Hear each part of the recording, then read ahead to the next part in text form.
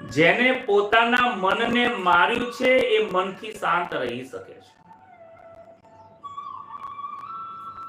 રામજીએ પોતાના મનને સ્વતંત્રતા નથી આપી,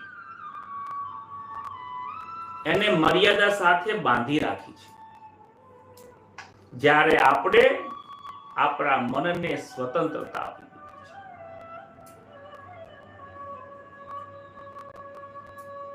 આજના લોકોને સ્વતંત્રતા ખૂબ ગમે છે. આ આંખોને સ્વતંત્રતા આપી દીધી છે. જે જુએ જુએ, મોબાઈલ ખોલીએ ગમે તેવી રીલ્સ આયા કરી, જોયા જ કરીએ, જોયા જ કરીએ, જોયા જ કરીએ, જોયા જ કરીએ.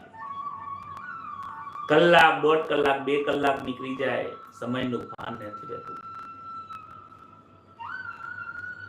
કાનને પણ સ્વતંત્રતા આપી દીધી છે. આ કાનને જે સાંભળવું એ સાંભળે,